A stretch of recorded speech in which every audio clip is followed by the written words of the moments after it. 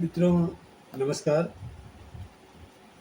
जैसा कि मैं आप लोगों से यह वादा किया था कि क्रमशः प्रतिदिन एक-एक करके कक्षा 9वीं की जो नई पुस्तक आई है गंगा, उस पर चर्चा करूँगा।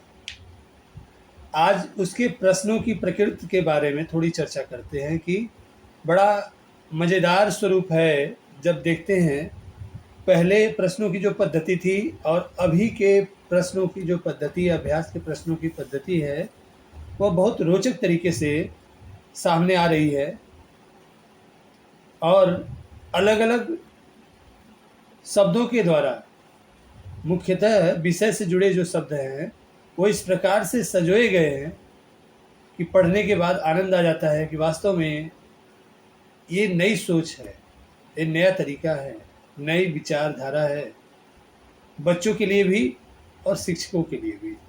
जैसा कि अभ्यास के प्रश्नों को मुख्यतः 8 शीर्षकों में बाँटा गया है। 8 प्रकार के शीर्षक हैं पूरे प्रश्नों में, अभ्यास के प्रश्नों के। देखिए, अभ्यास के प्रश्न जो होते हैं, वह पाठ किस प्रकार से विद्यार्थी पढ़ा है, इसका आकलन करने के लिए अभ्यास के प्रश्न ही होते हैं, जो हमारी परीक्षा को दिखाते हैं कि हम किस प्रकार से पढ़े हैं, कैसे अध्ययन किए हैं और कितनी रोचकता के साथ हम इसे प्रस्तुत करने का प्रयास कर रहे हैं। इन प्रश्नों से ही हमें पता चलता है। जैसे 8 शीर्षकों में पहला शीर्षक है रचना से संवाद, दूसरा है विधा से संवाद,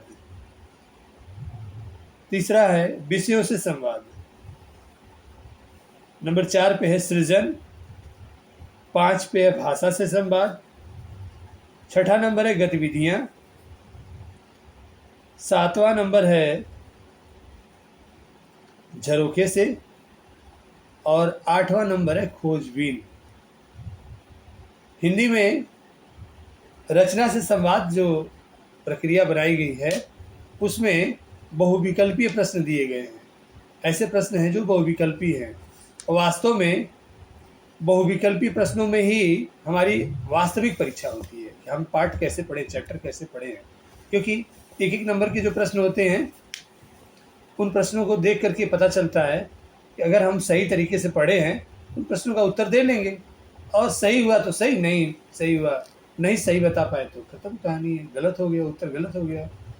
तो बहुविकल्पी प्रश्न रचना से संवाद नामक शीर्षक से जुड़ा हुआ है। यहाँ व्यक्तिगत अनुभव और पाठ का अनुभव दोनों प्रस्तुत करने का प्रयास किया गया है। दूसरा विधा से संवाद। विधा से संवाद में ऐसे संबंधित प्रश्न दिए गए हैं जिनके माध्यम से साहित्य के विविध विधाओं का परिचय हो पाएगा। इसलिए विधा से संवाद शीर्षक भी बहुत महत्वपूर्ण है। उसी प्रकार से तीसरा जो भाग है वह विषयों से संवाद। किस प्रकार से विषयों से संवाद करते हैं, यह भी बहुत महत्वपूर्ण होता है।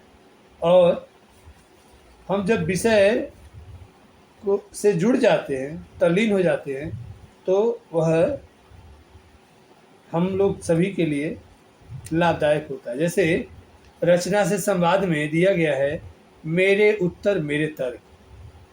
वास्तव में यह तर्क तो विद्यार्थियों का ही होता है और विद्यार्थियों का ही उत्तर होता है, जो पाठक वर्ग है उसका उत्तर होता है।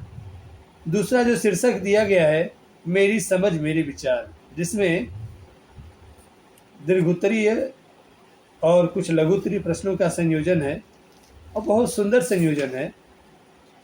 मेरी कल्पना मेरे अनुभव मेरे विचार, इन शीर्षकों के माध्यम से हम जो है नए कलेवर में नए प्रश्नों के साथ प्रस्तुत होते हैं।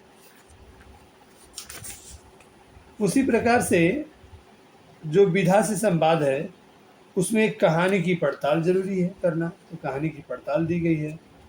कहानी का सौंदर्य है, क्या कहानी में दिया गया है, क्या शीर्षक है, किस प्रकार की भाषा शैली है, यह सब बातें बताई जा रही हैं। कहानी की रचना कैसी हुई है, यह सब बातें सीखने के लिए आती हैं। अगला विषय है विषयों से संवाद।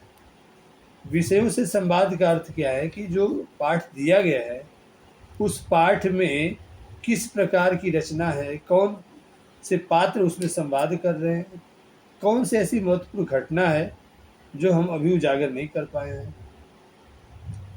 और जैसे पशुओं के लिए कानून बनाने की बात इन्हीं आंदोलनों में आई सामने। बहुत सी बातें आई जो इन आंदोलनों के कारण सामने बातें आई। जैसे सांस्कृतिक धरोहर, अलग अलग अलग अलग और साथ साथ, इस प्रकार से पशुओं के लिए कानून, ऐसे शीर्षक दिए गए हैं जिन शीर्षकों के माध्यम से बच्चों में यह उत्सुकता जागेगी कि वास्तव में हमारे पूर्वज कौन थे। उसी तरह हमारी धरोहर, हमारी संस्कृति में ऐसे प्रश्न दिए गए हैं जो हमारे सांस्कृतिक विरासत से जुड़े हुए हैं। वास्तव में सांकेतिक भाषा और कूट भाषा में कुछ चैनल का भी नाम दिया गया है जिनको पढ़ करके हम अच्छा अनुभव कर सकते हैं। तो अगर हम इस कहानी इस कविता के भाग का वाचन करके थोड़ा सा आप लोग को समझा करके आप लोग भी भोजन करने के लिए जाएंगे।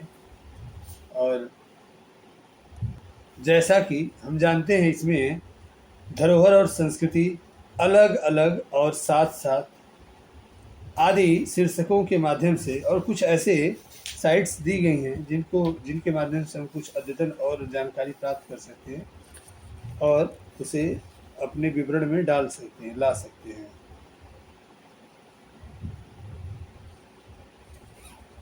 वास्तव में चित्रों के द्वारा बहुत सी बातें कही जा सकती हैं जो शब्दों में नहीं बयां हो पाती हैं। तो चित्रों की स्थिति भी बहुत पहले से सुंदर है और पुस्तकें भी नए छापाखानों से निकल कर आ रही हैं।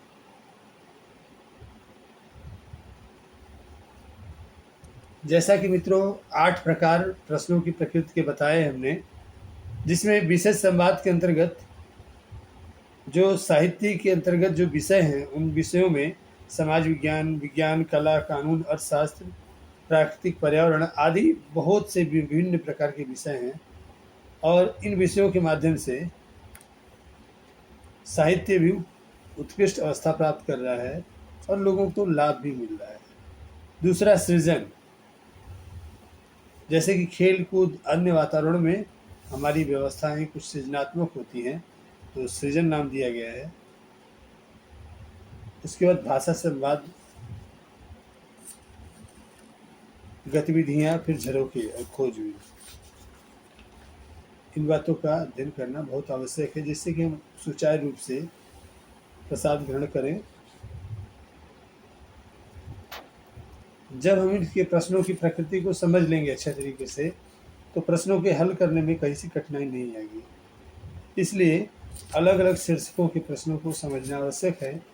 मैं क्रमशः उन प्रश्नों को लेकर के पार्ट वाइज मैं वीडियो बनाऊंगा और आप लोग अधिक से अधिक जुड़ने का प्रयास करेंगे, सब्सक्राइब करेंगे तो क्या होगा कि जब कोई वीडियो अपलोड होगी आप लोगों को पता चल जाएगा और आप देख करके उसका लाभ उठा पाएंगे। धन्यवाद।